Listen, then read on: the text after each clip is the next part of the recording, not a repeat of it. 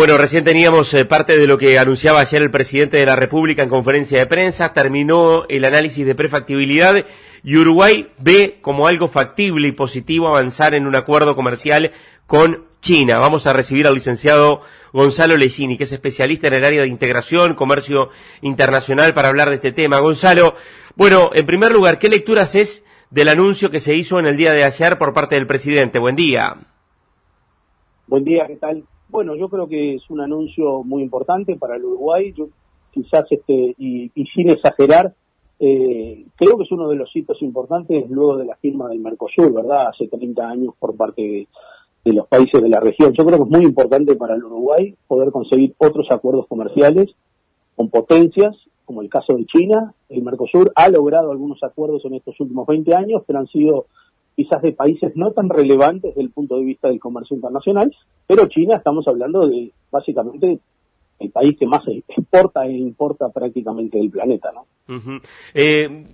Bueno, ahora en un ratito vamos a estar, Gonzalo, repasando con Rafael algunos de los principales productos. Naturalmente está la carne, que es el producto más importante que hoy Uruguay le vende a China, prácticamente unos $1.000 millones, de 1.500 en total que ha exportado Uruguay, tienen como destino final China. Desde el punto de vista comercial, indudablemente es un tema sumamente relevante. Desde el punto de vista político también, por lo que significa hoy China en el mundo, ¿cómo se ve esto y cómo posiciona Uruguay? Bueno, a ver, acá es donde creo que también hubo quizás un poco de discusión, por llamarle de alguna manera, con respecto al posicionamiento geopolítico, ¿no? Estamos en un proceso de guerra, bien, que es claro, ¿verdad? La invasión de Rusia a Ucrania, y diría, o de alguna manera llamaría, que China, todos tenemos claro de qué lado está, ¿no? Como también de qué lado estamos nosotros. Con lo cual es un momento complejo desde el punto de vista geopolítico. El mundo se está, de alguna medida, volviendo a partir en dos, con países de un lado, países del otro, ¿no? Y está claramente que si uno hiciera esa división, nos encontramos del otro lado del eje de donde está China, ¿no? Con lo cual ahí es donde uno puede sentir esa primera fricción del punto de vista geopolítico. Pero yo creo que acá no deberíamos, en muchos sentidos, mezclar estas cosas. Nosotros precisamos acuerdos comerciales con los principales actores globales, precisamos un TLC con China, precisamos un TLC, terminar el acuerdo de asociación estratégica con Europa, precisamos en algún momento que Estados Unidos vuelva a aceptar, plantear un tratado de libre comercio. O sea, yo creo que desde ese punto de vista, desde el punto de vista político, el Uruguay debe dar el paso, porque nosotros necesitamos comercio. Pensemos que lo más importante que tiene un tratado de esto es la liberalización del comercio. No implica directamente, como quizás muchos podrían pensar, bueno, esto en muchos sentidos es una sumisión política o una herramienta plenamente política. Todo es política en la vida, pero yo creo que lo más importante de este tratado es la apertura comercial. O sea, no podemos perder el foco de eso, ¿no? Gonzalo, y de acuerdo a los antecedentes, ¿cómo se mueve China habitualmente en lo que tiene que ver a la concreción de acuerdos comerciales? Bien, esa es una interesante pregunta, porque acá ahora obviamente ya nos tenemos que plantear, bueno, si vamos a comenzar la negociación, ¿cuánto va a durar? ¿Cuánto tiempo nos va a llevar? ¿Qué alcance puede tener? Bueno, muchas de esas respuestas a esas preguntas, bueno, pensemos en el mundo, hay unos más de 400 acuerdos comerciales. Si uno tuviera que hacer un promedio de negociación, básicamente, por ejemplo, ayer el presidente decía, quizás el acuerdo no esté pronto en este gobierno y lo tenga que firmar el otro. Si pensamos en un promedio de negociación a nivel global, hablamos de 1 año y medio aproximadamente. Ese ha sido el promedio de las negociaciones globales de los acuerdos que se han firmado. Algunos demoraron más. Tenemos el caso ejemplar de la Unión Europea, ¿verdad?, que tiene 23 años, pero eso es una excepción.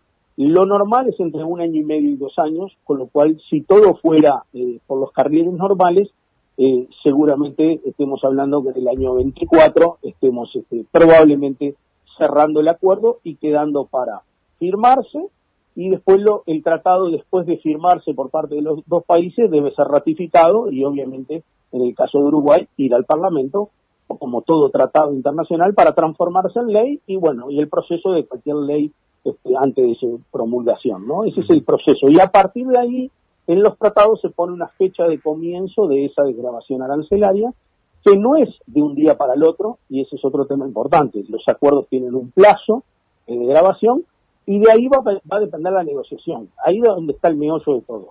¿Cuánto tiempo vamos a demorar para que los productos uruguayos ingresen a China con arancel cero. Puede ser inmediato, al inicio del acuerdo, puede ser a los 2 años, a los 4, a los 6, a los 8, todo va a depender de la negociación que hagamos con China. Por eso es muy difícil anticipar el final de esta película, ¿no? El final de esta película se va conociendo a medida que se va negociando.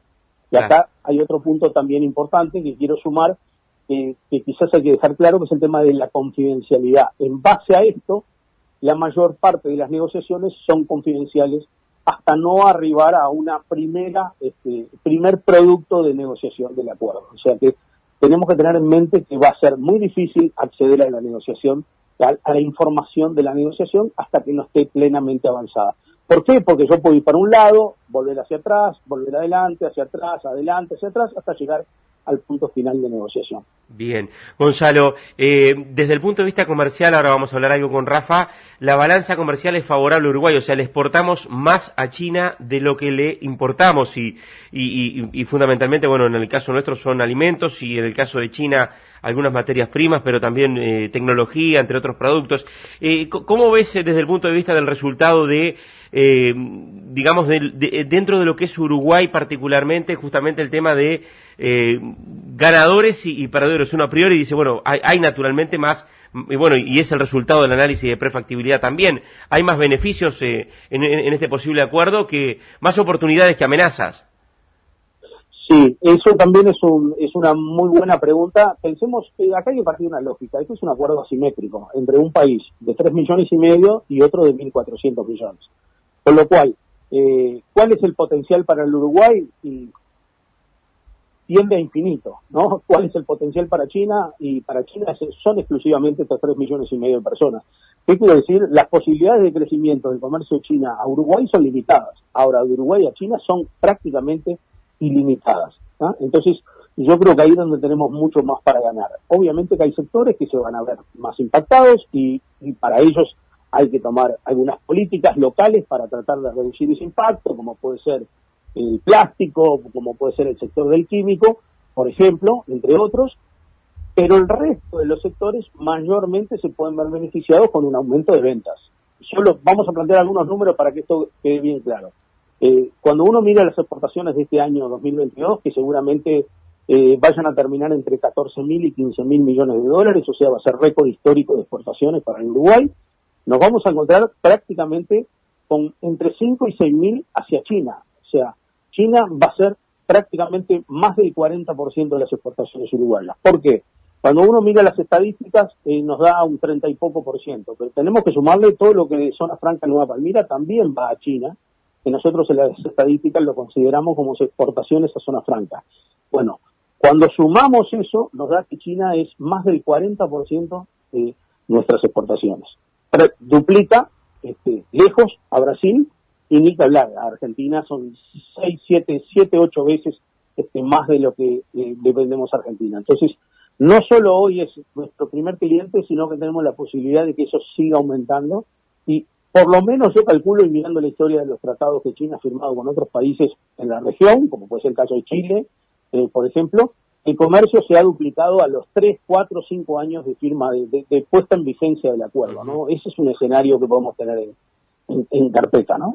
Bien, Gonzalo Leggini, especialista en el área de comercio, integración internacional. Muchas gracias, Gonzalo, y bueno, estaremos hablando de este tema y de otros. Ojalá que, bueno, quizás a partir de ahora sí se abre una agenda más activa, quizás en lo que es el tema de tratados de libre comercio. También es el otro tema, ¿no? Porque Uruguay concreta ahora sí una flexibilización dentro del Mercosur, independientemente de si fue a través de un acuerdo o no. O sea, aquí lo que hay es una clara posición de Uruguay de avanzar en estos temas.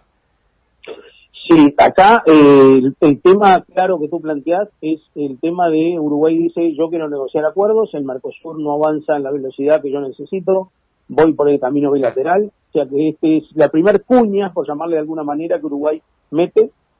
Ya había metido en los 2000 el acuerdo con México, vuelve a meter una cuña bilateral, y obviamente yo creo que esto debería ser el inicio de más negociaciones bilaterales. El Uruguay tiene que intentar ingresar al acuerdo transpacífico para sumarle a esto de China. No es el cometido final un TLC con China. Yo creo que esto tenemos que pensar en TLC con más países y poder tener un acceso sin aranceles a la mayor parte del planeta y a una de las zonas que más crece como es toda la región del sudeste asiático, ¿no?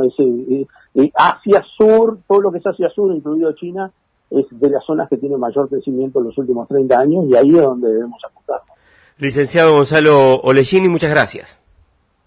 Gracias a ustedes y hasta la próxima.